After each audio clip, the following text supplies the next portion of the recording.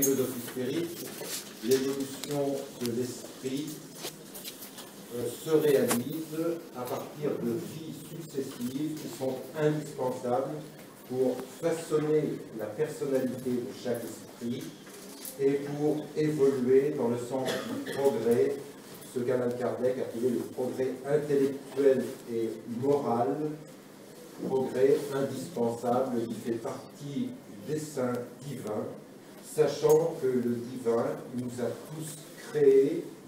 à un moment donné. Nous sommes donc tous enfants de Dieu, comme on dit en religion, c'est-à-dire que nous avons eu un point de départ ayant été créé par Dieu, simple et ignorant, et que ensuite il y a une loi naturelle faisant que nous allons développer notre personnalité, nous allons nous réaliser progressivement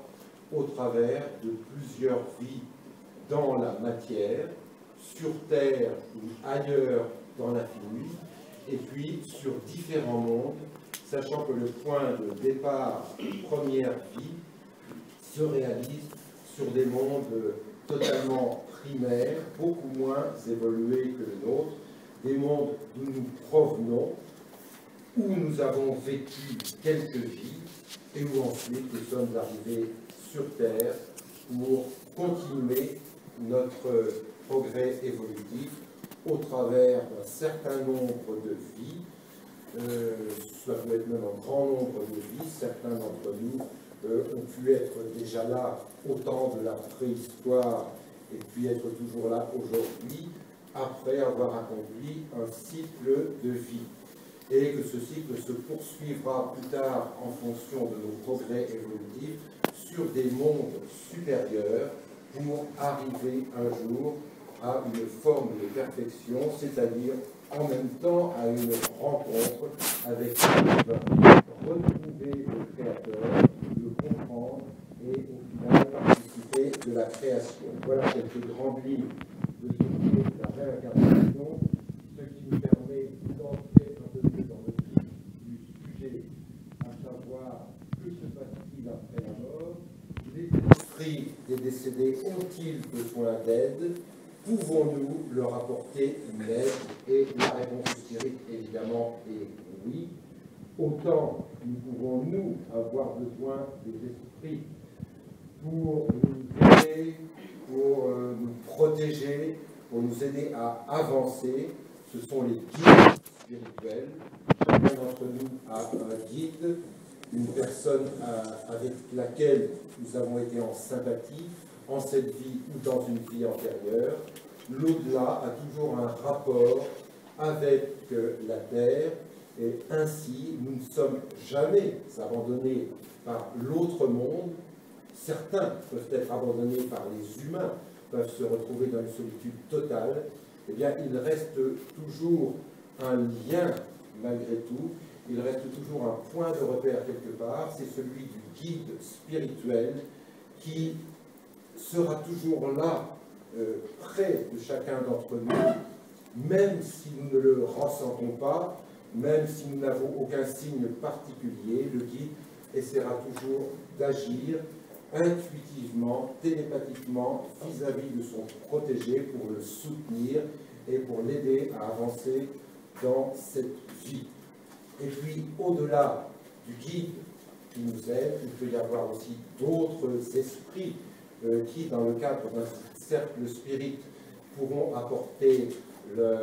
éclaircissements, leur éclairage sur différents principes. Et c'est déjà là toute la base du spiritisme, puisque Alan Kardec, fondateur du spiritisme, eh bien, avait collectionné un ensemble de messages reçus au travers de différents médiums. C'est à partir de là qu'il avait beaucoup appris des esprits concernant les grandes questions métaphysiques qui se sont toujours posées à l'humanité.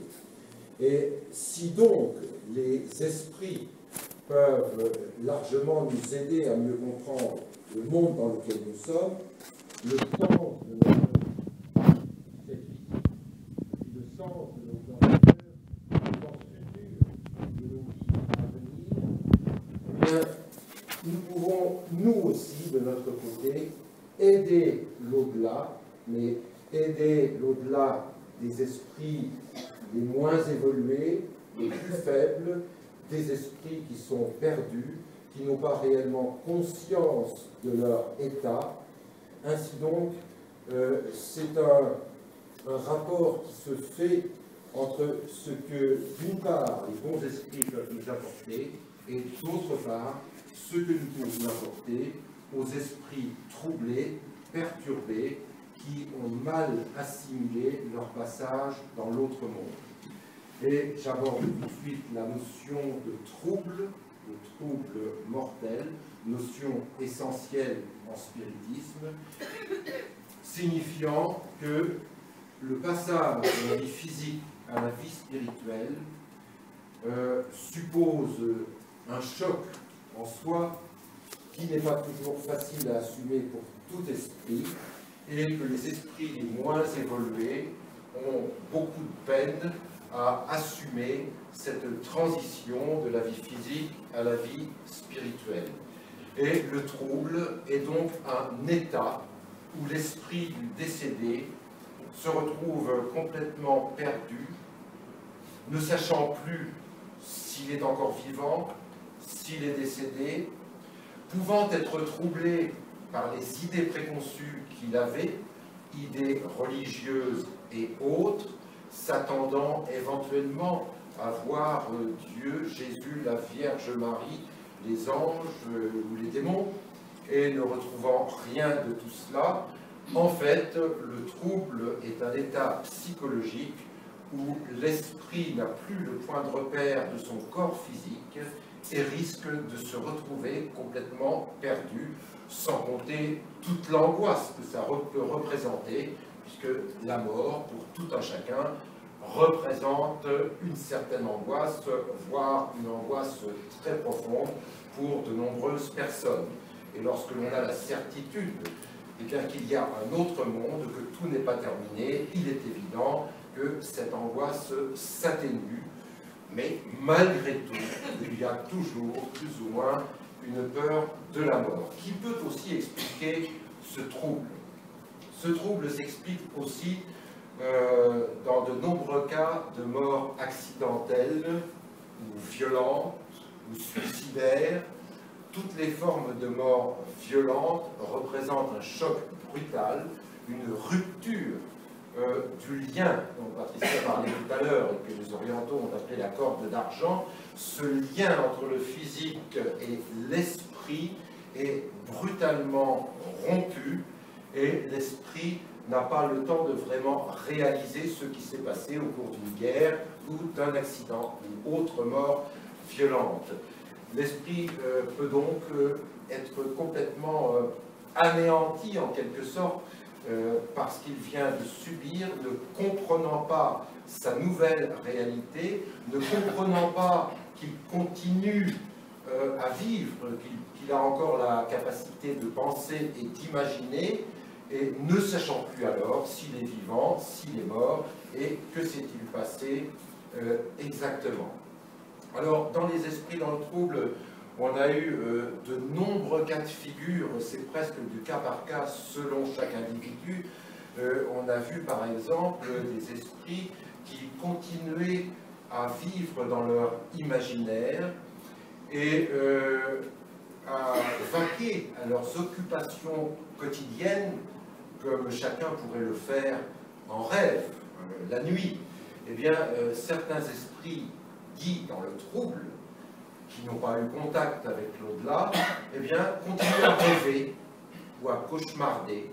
ou à imaginer, et c'est ainsi qu'une fois, nous avons eu la visite d'un esprit qui avait connu quelqu'un des participants, disant « je me promène dans les champs, je ressens la rosée du matin et je cherche des escargots ». Cette personne était décédée depuis une vingtaine d'années et continuait à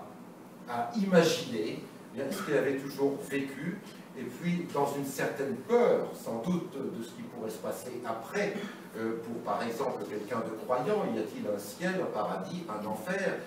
il peut y avoir aussi la peur de l'enfer pour l'esprit qui a plus ou moins conscience qu'il est mort. Donc tous ces éléments peuvent jouer et contribuer au fait qu'un esprit ne va pas se retrouver au-delà de la mort, va continuer à vivre toutes sortes de fantasmes, et que là, un problème se pose. C'est que même si la notion d'espace-temps n'existe plus dans l'autre monde, il y a malgré tout une certaine durée qui existe, et ainsi des esprits peuvent rester dans le trouble, on en a vu, des dizaines, voire des centaines d'années, et qui n'auront pas forcément ressenti le temps qui passe. On a interrogé des fois certains esprits dans le trouble comme ça, disant avoir eu la sensation d'être décédé il y a quelques mois, alors que c'était parfois 10 ans, 20 ans ou plus. Donc tout cela est un peu occulté, et les esprits se retrouvent donc perdus, et à partir de là, déjà Allan Kardec en son temps avait découvert, et sur le conseil des esprits, qu'il y avait possibilité d'aider ces esprits dans le trouble, de les aider dans leur passage, puisque ces esprits ne sont pas réellement passés dans l'au-delà. Ils sont dans une sorte de no man's land entre la vie physique et la vie de l'autre monde. Nous avons l'habitude de dire plus proche de nos vibrations matérielles que du véritable au-delà, à tel point que certains de ces esprits restent proches des lieux dans lesquels ils ont habité, d'où les phénomènes vécus dans les maisons hantées, phénomènes de coups frappés, d'objets qui se déplacent, de lumière qui s'allume et s'éteigne, etc. Ce qui signifie que ce sont la plupart du temps des esprits dans le trouble qui provoquent ces phénomènes, esprits qui sont restés attachés à leur lieu de vie quotidienne, ce qui en quelque sorte les rassure, ce qui leur donne un point de repère finalement dans la non-acceptation de leur décès ou dans l'ignorance du fait simplement d'être mort. Et sur ce point précis, je vais vous raconter une expérience qui nous est arrivée, qu'on a souvent racontée dans nos revues. Je m'excuse d'avance pour les personnes qui ont déjà lu ou entendu, mais une expérience qui a été très enrichissante pour nous. Cela se passait près de Nancy, près de Toul exactement, où nous avions été appelés par rapport à une maison hantée dans laquelle il y avait de nombreux phénomènes quasi quotidiennement, des objets qui traversaient les murs, des objets qui étaient projetés contre les vitres et qui les traversaient aussi, et puis des coups frappés incessants. Et nous avons été appelés à l'époque par un journaliste de l'Est républicain, sachant que le siège social et la plus grosse partie de notre association se situe à Nancy, là où le cercle a été créé. Et ce journaliste nous avait demandé à l'époque, nous faisons plus bien aujourd'hui, de nous déplacer dans cette maison pour voir ce qui se passait. Et nous nous sommes donc rendus dans cette maison, au village de Rogerville, un groupe de 4 ou 5 spirites, et un médium, Michel Pantin, que Patricia va présenter tout à l'heure, qui fut le fondateur de l'association avec moi, malheureusement décédé aujourd'hui, et avec qui nous avons travaillé pendant 36 ans à partir de son exceptionnelle médiumnité. Et arrivé dans cette maison, nous avons rencontré les habitants, accompagnés du journaliste, et puis nous avons décidé d'établir une séance spirit pour voir ce qui allait se passer. À cette séance se manifeste d'abord un premier esprit guide qui vient nous indiquer les sources des manifestations fantomatiques dans cette maison, qui vient nous indiquer qu'il y a 3 esprits présents qui ne se sont pas connus, qui sont d'époques différentes, mais qui se sont retrouvés là, dans une forme de trouble, chacun son trouble, et qui perturbe les habitants. L'esprit en question, Gabriel Delanne, qui a toujours suivi notre cercle parmi d'autres guides, eh bien, nous indique les noms de chacun de ces esprits et la raison pour laquelle chacun eh bien, perturbe cette famille. Premier esprit cité, Eugène Robillard, est mort en creusant un puits tout près de cette maison en 1905. Un jour d'orage, et en creusant le puits, eh bien, il a reçu, il y a eu un éboulement autour de lui, au-dessus de lui, et il a été englouti. Donc, cet esprit, donc, depuis, ça faisait là, presque 80 ans, eh bien, était resté dans le trouble et faisait partie des perturbateurs de cette maison. Cet esprit, à son tour, s'est manifesté au travers de Michel par voie d'incorporation. Je suis obligé de vous préciser au fur et à mesure quelques notions dans le phénomène d'incorporation. Le médium est expulsé, l'esprit du médium est expulsé de son propre corps, et c'est l'esprit qui souhaite se manifester, qui va prendre possession du corps du médium et qui va donc s'incorporer selon le terme. Et à partir de là, nous sommes face à une personnalité différente qui n'est plus du tout celle du médium, avec des changements de toutes sortes au niveau de la voix, de la parole, de la gestuelle et de différents signes qui font que nous sommes face à une autre personnalité. Donc là, l'esprit d'Eugène Robillard s'incorpore au travers de Michel Pantin, tente de s'exprimer, gesticule, crie, on le calme, et puis on lui explique ce qui lui est arrivé. On lui explique qu'il est décédé depuis 80 ans et qu'on va lui aider, qu'on va l'aider à trouver la sortie, en quelque sorte, en lui expliquant que ça n'est pas terminé, qu'il est bel et bien mort, mais que sa vie continue, que son guide l'attend, et que par notre pensée, nous allons le propulser vers son guide, vers la lumière de l'au-delà, où il va découvrir l'autre monde. On donne donc un certain nombre d'explications faciles à comprendre à des esprits de ce genre, et qui là, eh bien, trouvent rapidement la voie de leur au-delà et sortent de leur trouble. Donc là, on avait affaire à un trouble strictement accidentel. Et puis, un deuxième esprit se manifeste, qui s'identifie comme étant Marcel des Hautes-Croix. Marcel,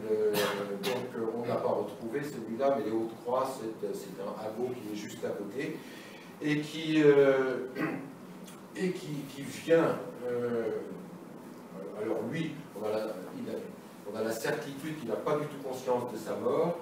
et sa préoccupation, c'est qu'il veut à tout prix cette maison qu'il est en train de hanter, et que c'est lui qui provoque une grande partie des phénomènes, dans la mesure où cette maison, il l'a toujours voulu, il était voisin, et il aurait toujours souhaité acquérir cette maison, mais il n'a jamais pu. Et il a donc acquis cette maison une fois décédé, en devenant un fantôme. Et donc il est resté dans cet état d'esprit, sans avoir réellement conscience de sa mort, et puis en occupant les lieux à sa façon, en ne supportant pas qu'il y ait d'autres habitants qui soient là, et ainsi en provoquant un certain nombre de phénomènes. Je reviens sur le cas précédent, j'ai oublié une chose sur Eugène Robillard qui creusait son puits. Le journaliste de l'Est républicain a fait son enquête par la suite. Il est allé dans les archives de 1905 et a retrouvé effectivement l'identité de ce Robillard décédé et enterré en creusant son puits à la suite d'un orage. Il y a donc là aussi en spiritisme des signes de preuves flagrantes qui sont à mettre au compte là, des esprits et que l'on retrouve dans toute l'histoire du spiritisme jusqu'à aujourd'hui. Et puis, le troisième esprit, enfin, qui est aussi un fantôme de cette maison, lui n'a pas donné son nom, je ne crois pas, il s'est présenté en tant que guerrier de la Première Guerre mondiale, Ulan, selon le terme de l'époque, donc les Allemands, et qu'il... alors, quand il s'est manifesté, il réclamait du sel et de l'eau. Du sel pour... alors, c'était pour les chevaux, alors pour panser les plaies, et puis pour faire boire les chevaux, etc. Bon, il fallait du sel et de l'eau, et il était très autoritaire. Il n'avait pas du tout conscience de ce qui se passait, du fait qu'il était mort. Et puis, nous avons progressivement réussi à lui expliquer qu'il était décidé quand même depuis la guerre de 14, et puis que beaucoup de temps était passé, et il a fini par entendre raison, et là il faut quand même un dialogue très soutenu pour arriver à convaincre un esprit de son réel état et le faire sortir de son rêve et de sa turpitude. Il parlait en français. Il parlait en français avec un fort accent allemand. Là, on est dans une particularité médiumnique dont on pourra parler tout à l'heure. Et donc, ces trois esprits ont été successivement délivrés de leurs troubles. Bon, et ça fait partie peut-être des meilleurs exemples que l'on puisse avoir pour bien définir ce qu'est le trouble d'un esprit. Le premier, accidentel. Le deuxième, obsessionnel, parce qu'il veut à tout prix acquérir une maison. Et le troisième, eh bien, il n'avait pas vu que la guerre était finie, et il se retrouvait encore dans l'ambiance de l'époque. D'où tous les phénomènes fantomatiques qui ont eu lieu dans cette maison, ce que nous avons raconté souvent dans nos ouvrages et dans nos revues, ce que vous pourrez retrouver plus en détail. Vous avez eu plus de mal avec le deuxième, qui était en forme... Comment peut-on faire sortir? Attendez, si voulez-vous bien noter vos questions pour le débat tout à l'heure, je voudrais continuer jusqu'au bout parce que je vais perdre le fil. Alors, c'est le processus que je viens de vous expliquer, là, c'est ce qu'on appelle une séance de délivrance dans notre association, dans le milieu spirit, où nous avons donc possibilité de délivrer de nombreux esprits, qu'ils soient dans le trouble, simple trouble, ce dont je viens de vous parler, ou qu'ils soient fondamentalement mauvais, méchants et mal intentionnés. Là, c'est encore une autre catégorie beaucoup plus difficile, à laquelle nous avons été confrontés depuis le début de l'histoire de notre cercle, à laquelle peu de spirites en réalité sont confrontés. Je veux parler d'autres spirites ici ou de par le monde qui ne se sont pas spécialement attachés à cette mission de délivrer les esprits troublés. Et pourtant, nous avons constaté avec les esprits eh bien, que c'est une mission tout à fait extraordinaire que de pouvoir aider un au-delà qui souffre. De plus, un au-delà qui peut aussi avoir ses influences sur les humains. Les mauvais esprits, par exemple, pour certains d'entre eux, ont une certaine conscience de leur mort et prennent conscience du fait qu'ils peuvent encore faire du mal sur Terre et avoir une mauvaise influence sur certains individus fragiles. Alors là aussi, c'est un vaste problème et que nous avons abordé de front grâce à nos esprits guides qui nous ont engagés vers ce travail. Et depuis 40 ans bientôt, eh bien, nous avons délivré bon nombre d'esprits dans le trouble et de mauvais esprits, délivré dans les premiers temps un par un des esprits. Selon la méthode que je viens de vous indiquer, un esprit traverse le médium à incorporation, s'exprime, nous lui expliquons ce qui lui arrive et il va vers son guide, il est libéré. Même processus concernant les mauvais esprits, mais avec beaucoup plus de difficultés. Un mauvais esprit va résister. Il va rapidement comprendre qu'il est dans le corps d'un médium, qu'il a encore certaines possibilités d'influence, que dans le corps d'un médium, eh bien, il peut entrer dans un système de possession où il va pouvoir déployer une force extraordinaire et puis tout détruire dans l'environnement, dans la pièce qui est là, s'il n'est pas tenu, s'il n'est pas maintenu. Donc l'esprit devient alors dangereux, et dangereux en particulier pour le médium, car si nous n'arrivons pas à délivrer cet esprit, eh bien, il pourra tenter de rester durablement soit dans le corps du médium, soit dans son environnement immédiat, dans une forme d'obsession continue qui pourra aller,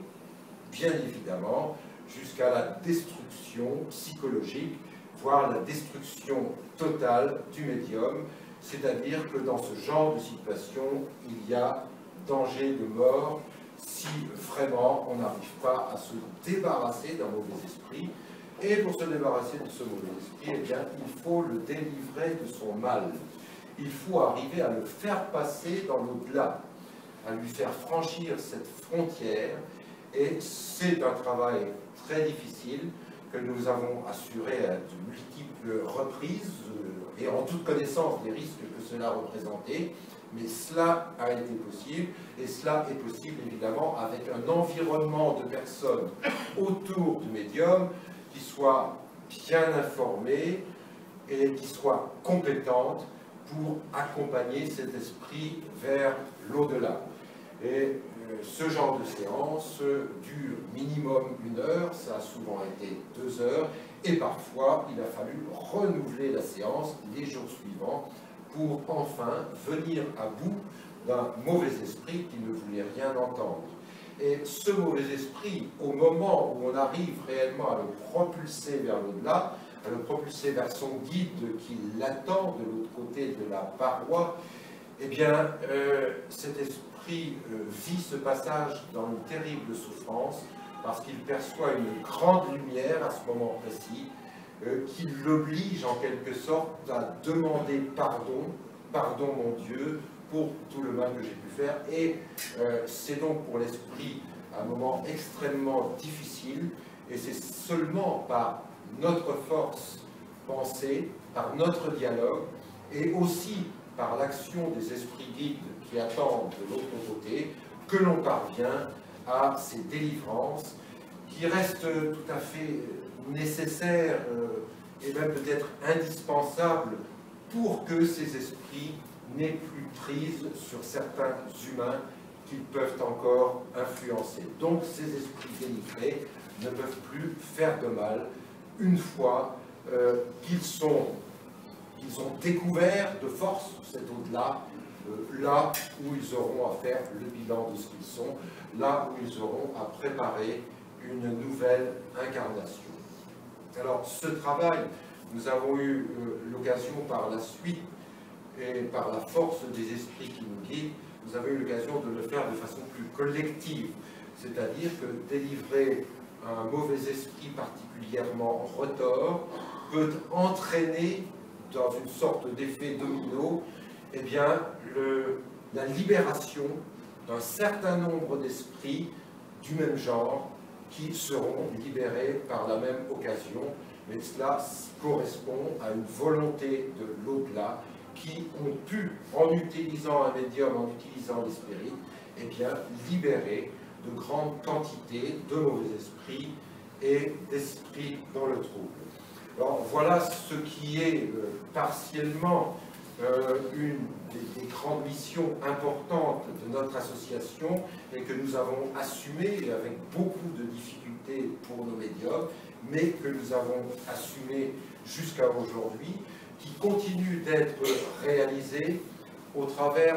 d'autres médiums, puisque les esprits ont trouvé d'autres solutions au travers de médiums qui rentrent dans une simple transe, sans qu'il s'agisse d'incorporation, qui gardent une certaine conscience, mais qu'ils ne peuvent plus contrôler leur corps et leur esprit, et où là, le trouble ou le mal peut passer au travers de ces médiums, avec un groupe de spirites autour, qui parlent, qui prient, et ainsi libérer collectivement un certain nombre d'esprits qui sont tous dans le même cas, qu'il s'agisse d'un accident, d'un cataclysme, ou alors de mauvais esprits qui aujourd'hui sont délivrés de cette façon-là. La façon précédente, au travers de l'incorporation, ne serait pratiquement plus possible aujourd'hui pour nous. Michel Pantin n'est plus là et il était extrêmement fatigué dans les dernières années, il ne pouvait pratiquement plus faire ce genre de choses. Une autre médium de notre association est médium à incorporation, et là ce serait aussi une grande fatigue, parce qu'il y a déjà il y a l'âge, il y a l'usure médiumnique, et donc les esprits nous font développer d'autres types de médiumnité qui permettent de délivrer ces esprits dans le trouble ou mauvais esprits. Déjà à l'époque d'Allan Kardec, cela se faisait à une moindre échelle, à un moindre niveau, mais où dans certains groupes étaient reçus en général des esprits simplement dans le trouble. Alors cela est raconté dans le livre d'Allan Kardec, Le ciel et l'enfer, où il consacre un chapitre à chaque catégorie d'esprits, les esprits simplement dans le trouble, les accidentés, les suicidés, et où là, il y a différents témoignages d'esprits, et où déjà les spirites de l'époque, par le dialogue et par la prière, parvenaient à délivrer individuellement tous ces esprits qui se manifestaient.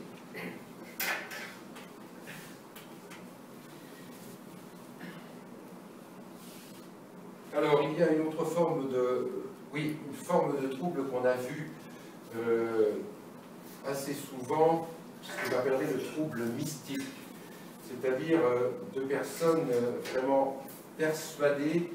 de trouver dans l'au-delà toutes les représentations religieuses qu'elles ont eues sur Terre. Et nous avons eu le dernier cas en date d'une personne de ma famille, personne persuadée que l'Église avait raison. Cette personne avait plus ou moins conscience de sa mort, sans doute retrouvé quelques amis terrestres qui pensaient comme elle, et qui donc, dans ce trouble, continuaient à véhiculer des idées religieuses, comme si elles étaient toujours en vie, comme si elles avaient toujours une influence. Là, on retrouve la notion un petit peu de rêve, d'imaginaire, et puis qui vient dans un message en écriture automatique me signifier que nous sommes dans l'erreur totale et qu'il faut avant tout suivre les préceptes de la Sainte Église catholique, apostolique et romaine. Ainsi donc, un esprit peut, par entêtement, continuer à véhiculer ses principes, ses préjugés, et c'est là que parfois on a vu pas mal de problèmes dans les milieux spirites ou spiritualistes, où des médiums, souvent des médiums plus ou moins débutants, vont recevoir des esprits qui affirment des propos contradictoires les uns des autres, et les gens vont se dire alors, mais cet au-delà n'a aucune cohérence, parce que dans tel groupe, un esprit a dit que la réincarnation existait, dans un autre groupe, on nous dit que la réincarnation n'existe pas, ou bien qu'elle n'est pas obligatoire, que certains esprits se réincarnent et d'autres pas, ou bien que les anges et les démons existent, où tous les concepts religieux peuvent ainsi ressortir dans l'écriture ou la parole d'un esprit au travers d'un médium. Et si l'on a affaire à des médiums ou à des spiritualistes qui ne sont pas au fait du spiritisme, qui n'ont pas étudié la question, ces gens vont se laisser berner par des esprits troublés qui vont raconter tout et n'importe quoi, parce que ces esprits sont dans le trouble. Ces esprits sont donc toujours victimes de leurs propres préjugés, et vont continuer à prêcher ce qu'ils prêchaient sur terre. Ils ont exactement les mêmes idées. Alors, il est évident que là, il manque une instruction, une vraie instruction spirite, permettant de savoir que, justement, il y a des esprits qui n'ont pas conscience de leur mort, qui sont complètement perdus et qui continuent à véhiculer leurs propres idées. C'est ce que l'on voit très souvent, y compris dans la littérature spiritualiste d'aujourd'hui, y compris chez certains médiums ou clairvoyants qui reçoivent des messages qui sont consignés dans des livres avec des principes néo-religieux, des principes qui rejoignent soit l'ésotérisme, soit les religions catholiques, ou les bouddhistes, ou autres, si bien que dans un message spirit, on peut recevoir toutes sortes de choses, nous faisant croire alors que l'au-delà n'a aucune cohérence, aucune consistance, alors même qu'on oublie, dans ces cas-là, ces gens-là, évidemment, n'ont pas lu Allan Kardec, n'ont pas lu les précurseurs du spiritisme et ne connaissent pas toutes les expériences du passé qui ont permis d'aboutir à savoir ce qu'était réellement le passage dans l'au-delà. Ce passage est un petit peu mieux connu aujourd'hui.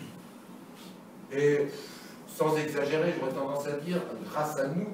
grâce à notre association, puisque depuis 40 ans, nous avons progressivement distillé toutes ces idées de troubles, de mauvais esprits,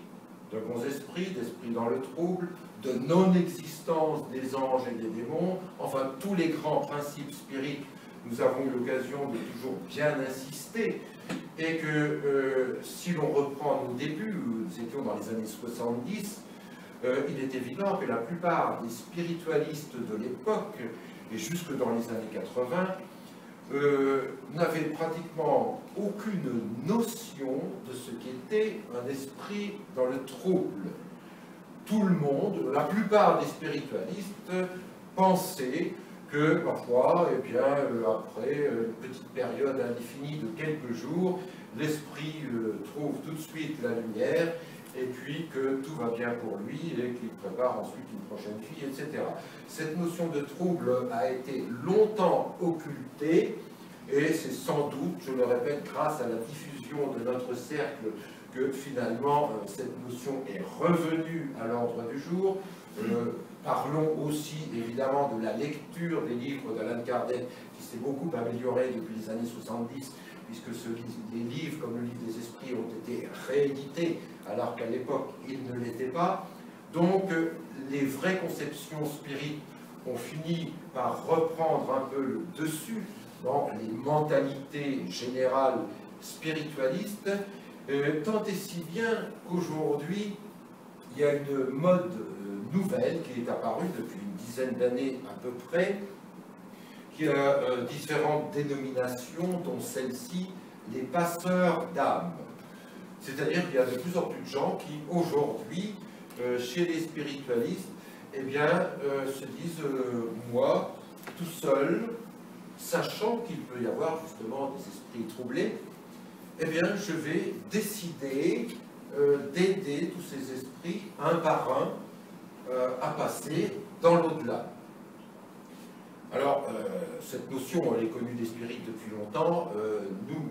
on ne travaille pas de cette façon-là. On estime que pour délivrer un esprit dans le trouble, si la prière personnelle peut être une bonne chose, elle n'est pas toujours suffisante, et on a tendance plutôt à se réunir collectivement au travers de ce qu'on appelle la chaîne fluidique pour envoyer une forte pensée additionnée à un esprit que l'on va propulser vers l'au-delà. S'il s'agit d'un simple esprit dans le trouble qui n'est pas trop perturbé. Quand il s'agit d'un esprit qui a subi un grave accident, il faudra souvent plusieurs chaînes fluidiques pour parvenir à sa libération. S'il s'agit d'un mauvais esprit, ne parlons même plus d'une chaîne fluidique qui ne sera pas suffisante. Là, il faut passer par la délivrance au travers d'un médium. Eh bien, on en est arrivé aujourd'hui, malheureusement, à cette aberration que ces fameux passeurs d'âmes, eh bien, prétendent à eux seuls délivrer. Alors, ils s'estiment déjà plus ou moins médiums, clairvoyants au départ, perçoivent un esprit qui va mal, pas toujours très bien défini, mais c'est pas grave, ils prient pour lui et ils le font passer dans l'autre dimension. Alors, cela peut fonctionner, bon, si c'est un esprit qui est dans un trouble léger, mais il est évident que si c'est un trouble profond ou s'il s'agit d'un mauvais esprit, eh bien, cette personne va non seulement échouer dans sa démarche, mais prendre certains risques, parce que si cette personne est suffisamment sensible, autrement dit, si cette personne a un potentiel médiumnique, elle risque d'attirer des esprits dangereux autour d'elle, et puis le fait de les libérer par la pensée, ça ne sera pour elle qu'une illusion. Et l'illusion peut devenir dramatique si justement cette personne a une forte sensibilité, ou alors elle peut se retrouver obsédée par un esprit qui restera dans son environnement et qui tentera de l'influencer de toutes les façons. C'est déjà ce qu'Alan Kardec appelait l'obsession au XIXe siècle, phénomène sur lequel il a écrit tout un livre, et que la médiumnité, mal comprise, mal pratiquée, eh bien, peut entraîner à l'obsession de mauvais esprits qui sont là près du médium, qui ne veulent plus s'en aller, et qui vont dérégler le psychisme du médium, qui vont l'influencer, qui vont tenter de contrôler sa pensée, pouvant l'entraîner à devenir un cas quasiment psychiatrique. Alors, cela est arrivé, cela arrive encore, tous les cas psy ne sont pas dépossédés, loin de là, heureusement. Cela dit, le risque existe,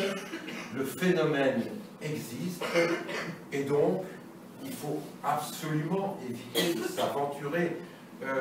dans toute chose individuelle comme celle-ci, que ce soit le passeur d'âme, que ce soit celle ou celui qui va tenter l'écriture automatique sans assistance, tout seul, et qui va risquer, bien entendu, là encore, de se trouver sous l'emprise d'un mauvais esprit dont la personne ne pourra se débarrasser. Alors, voilà donc des risques tout à fait importants que nous soulignons régulièrement. Nous avons été nous-mêmes parfois confrontés à des personnes qui venaient nous voir étant sous l'emprise d'un mauvais esprit, ne pouvant s'en débarrasser. Eh bien, je crois que dans ce domaine, il faut agir en prévention, il faut savoir quels sont les risques. Le spiritisme est une chose beaucoup trop sérieuse pour que l'expérimentation se fasse à la légère. Il faut donc bien connaître le sujet, et ce sur quoi nous insistons toujours. D'abord, découvrir ce qu'est le spiritisme, et la meilleure façon, eh bien, c'est de faire appel à son fondateur, c'est-à-dire de lire les ouvrages d'Alan Kardec. Ensuite, si on veut se perfectionner un peu plus dans une connaissance plus intellectuelle, eh bien, on ira chercher du côté de Léon Denis, Gabriel Delanne, Gustave Gelée et autres précurseurs qui ont fait des études plus scientifiques sur le spiritisme pour apporter encore des preuves supplémentaires de la manifestation des esprits. Et ensuite, si l'on veut avancer plus encore dans ce domaine, eh bien, plutôt que de tenter des expériences individuelles ou familiales, eh bien, plutôt se rapprocher d'un cercle spirit, il est vrai qu'il n'y en a pas beaucoup, d'un cercle spirit digne de ce nom, et en tout cas, s'en rapprocher, c'est déjà lire nos ouvrages, nos revues, pour savoir ce qu'est la continuité spirit, c'est-à-dire son actualité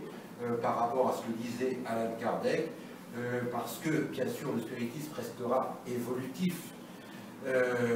Ce qui était dit par les esprits au XIXe siècle ne convient plus toujours aujourd'hui en fonction de l'évolution de nos sociétés, de l'évolution des sciences, de l'évolution de la pensée, et il est vrai que les esprits auront toujours des choses supplémentaires et complémentaires à nous apporter si l'on parle de certains problèmes de société, d'éthique, de moralité. Il y a toujours à dire. Donc, sans faire de publicité, effectivement, si vous voulez connaître le spiritisme actuel, eh bien, après avoir lu Allan Kardec, lisez les ouvrages du Cercle Spirit Allan Kardec.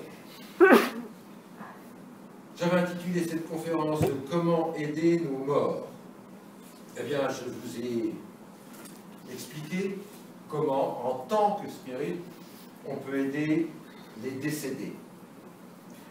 D'un point de vue plus individuel, et pour tout le monde, il est possible, et l'on doit, c'est un acte d'amour essentiel, aider nos proches qui viennent de disparaître. Les aider par la prière, plus précisément, plus exactement, par la pensée. La pensée dirigée. C'est-à-dire qu'une personne de votre famille vient de décéder. Si vous pouvez vous retrouver à quelques-uns, vous établissez une chaîne fluidique, c'est-à-dire qu'on se tient par la main, en cercle, il faut au minimum 3 pour ce genre de choses, et puis on va concentrer notre pensée sur le départ du décédé. On fait durer cette chaîne 4 ou 5 minutes maximum, on coupe brutalement la chaîne, et après on pense à autre chose, de façon à ce que nos idées se propulsent directement vers l'esprit. À quoi faut-il penser à ce moment-là? Eh bien, on peut penser la chose de différentes façons, mais on a des images qui sont tout à fait parlantes aujourd'hui, comme vous le savez sans doute, depuis que Raymond Moody a fait ses études sur les NDE, eh bien, il y a cette représentation du tunnel qui est exactement l'archétype essentiel du passage dans l'au-delà, donc tunnel, couloir, peu importe, mais qui va vers une grande lumière qui est au bout. Eh bien, on pense à cet esprit qui vient de décéder, on lui parle mentalement, on le rassure, on l'accompagne, on lui dit « tu n'es pas mort »,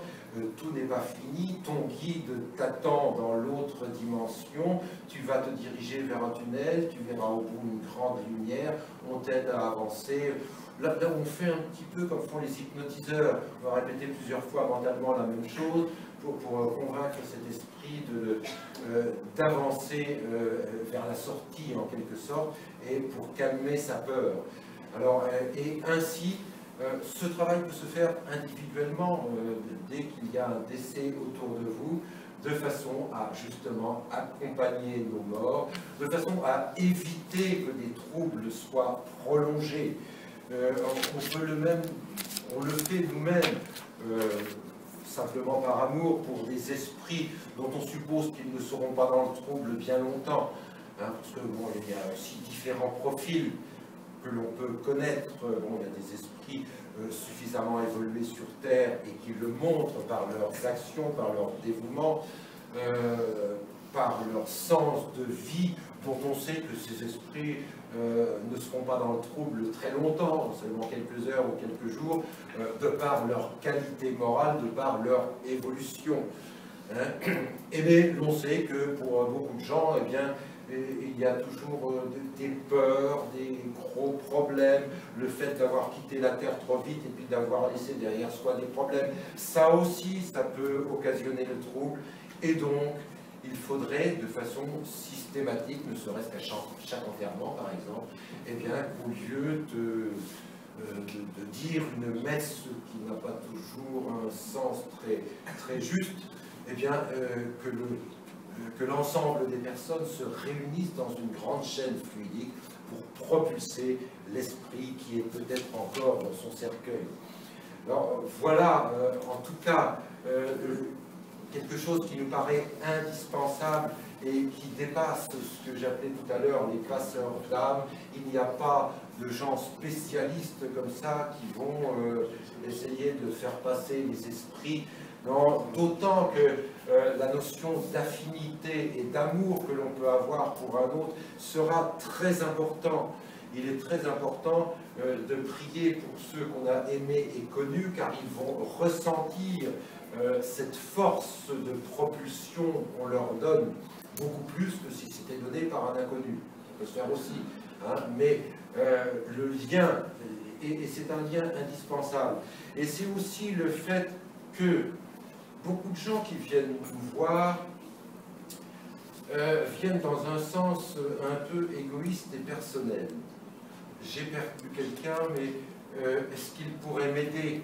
J'aimerais bien communiquer avec lui parce que j'aimerais qu'il me guide dans ce que j'ai à faire, dans mes problèmes, dans mes sentiments, etc. Et les gens qui posent la question ne se doutent même pas que cet esprit décédé est peut-être encore dans le trouble. Que peut-on lui demander s'il est dans le trouble? Il n'a conscience de rien de ce qui s'est passé. Pour qu'un esprit puisse guider un humain, il faut évidemment qu'il soit sorti du trouble, et puis qu'il ait vécu au contact de son guide, d'autres esprits, qu'il ait découvert l'au-delà, qu'il ait appris quelque chose, qu'il ait redécouvert les grands principes universels selon les limites de sa compréhension, et seulement à partir de là, il pourra aider les humains. Donc il ne faut pas se tromper de ce point de vue et se dire que si nous pouvons attendre certaines choses des esprits, de notre guide, on ne peut pas attendre de tous les esprits, mais que certains esprits attendent de nous. Attendent de nous parce que nous sommes finalement les mieux placés pour les aider. Et une notion que j'ai oubliée, que je vais développer là pour finir, c'est que un esprit